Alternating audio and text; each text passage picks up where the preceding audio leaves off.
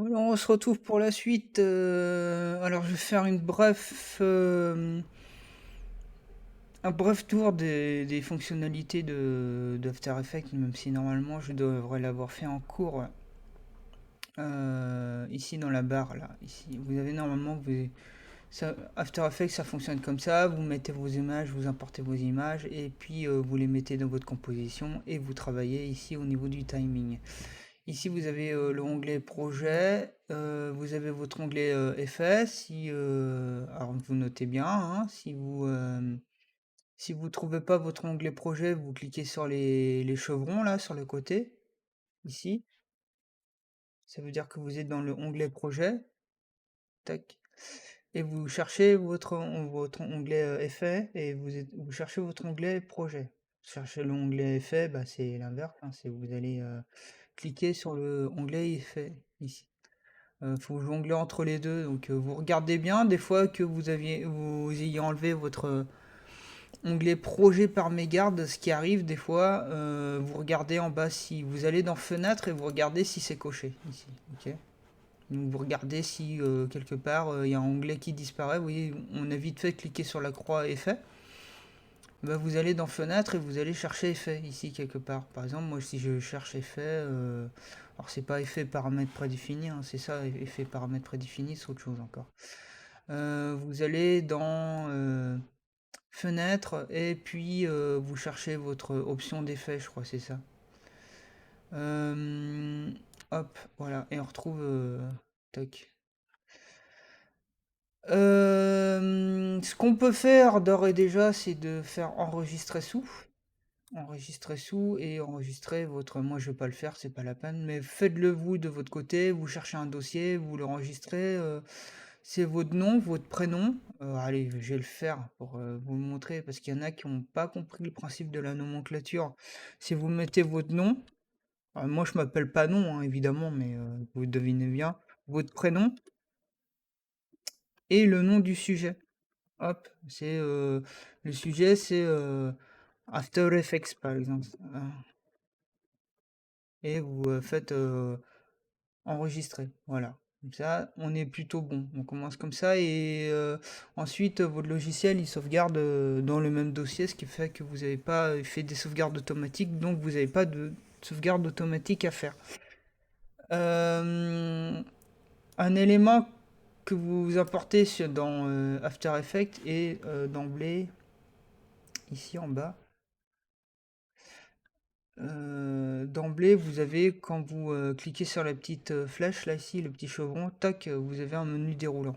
Vous cliquez sur la petite flèche, vous avez toujours un menu déroulant ici. Vous avez le point d'ancrage, la position, échelle, rotation, opacité. Point d'ancrage, le raccourci, alors moi je m'en sers assez peu au niveau du raccourci parce que j'ai des plugins que de toute façon je vous aurais fait installer. Vous appuyez sur A, vous avez le point d'ancrage, vous voyez. Vous appuyez sur P, vous avez la position. Vous appuyez sur S comme scale en anglais, vous avez l'échelle. Vous appuyez sur R, vous avez rotation. Et vous appuyez sur T, vous avez l'opacité. T parce que c'est transparent. Je ne veux pas faire avec un accent anglais, hein, c'est transparent, quoi, en gros. Donc, vous retenez bien, même si j'ai pas mis. Normalement, j'ai un plugin qui permet de voir les touches clavier, hein. Mais notez-les bien. Normalement, j'ai déjà une vidéo qui vous explique ça sur ma chaîne. APSRT, hein. Donc, point d'ancrage, position, échelle, rotation et transparence, opacité. Ici, on a un coq. Ici, si je clique dessus, je vais aller faire super simple. Ce que j'ai envie, c'est qu'il rentre dans ma composition. Ok. Ici, vous avez votre timeline. Ici, alors, j'ai une préférence pour l'anglais, hein. Je pourrais dire la chronologie, mais c'est pas, voilà, c'est pas top pour moi. Je préfère que ça soit mieux timeline. Donc vous avez la timeline ici. On va dire qu'en une seconde, mon coq il apparaît. D'accord. La marche à suivre, c'est de dire Je mets ma tête de lecture à 1 seconde et je veux lui faire une position. Donc je vais appuyer sur P et je vais cliquer ici sur le chronomètre. Hop, tac, je vais cliquer sur le chronomètre. Vous avez le petit chronomètre. Tac. Ici, vous avez un diamant qui vient d'apparaître.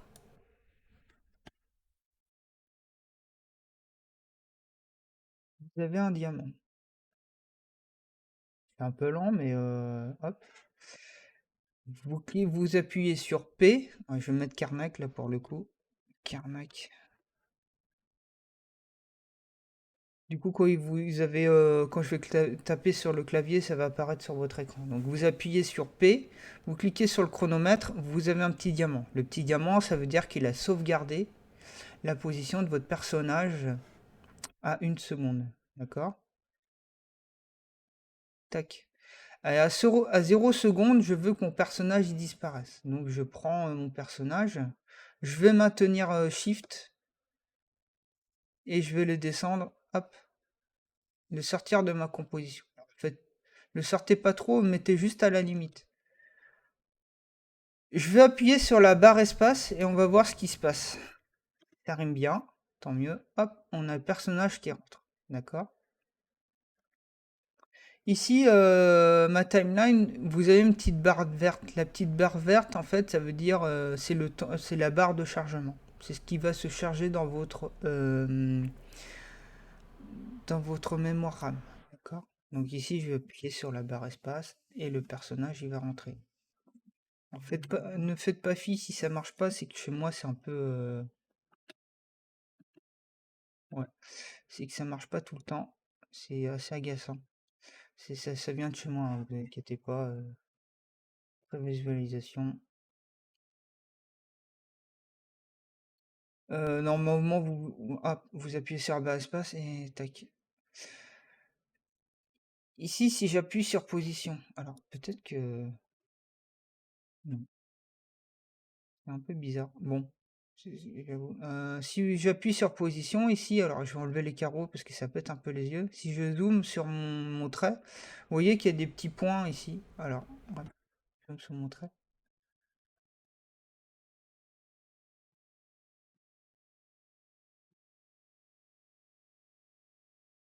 Il y a des petits points ici. Il y a des petits points sur ma ligne. Si j'avance image par image ici, en fait, c'est l'endroit où mon personnage va se retrouver. Vous voyez, le point d'ancrage là, hop, j'avance, tac. Et là, il va à la suite. Hop, j'avance, tac, à une frame. À chaque frame, on a un intervalle qui est régulier. Et pourquoi il est régulier? Parce que ici, on s'est matérialisé par des, des, euh, des points en diamant, en forme de diamant. Vous voyez qu'ici, si par exemple je fais assistant d'image clé et je fais un lissage à l'approche, le... les points vers la fin sont plus resserrés. Alors c'est pas facile à saisir, mais en vérité, avec beaucoup de pratique, vous comprenez, mais vous allez aussi comprendre avec beaucoup de pratique que c'est assez important en fait. C'est assez important, ça va vous permettre d'avoir des animations un peu moins mécaniques, un peu moins automatiques. Rien que le fait d'avoir du lissage à la fin, ça va le faire ralentir. Alors ça, je trouve ça un peu pénible. Euh, ça va le faire ralentir. Ça va faire ralentir votre personnage à l'arrivée. Ce qui fait que là, j'ai fait un lissage à l'approche, hein, vous voyez, il y a une petite flèche là, ici. Ouais, hop, ici, hop, je recommence. Clic droit, assistant d'image clé, lissage à l'approche. Ici, ça s'est transformé en petite flèche. En fait, c'est hop, en petite flèche. Donc ici, ça va ralentir. Plutôt qu'avoir votre personnage. Alors, je sais pas pourquoi ça fait ça. Ok. Généralement, c'est quand je stream la chose qui me fait ça.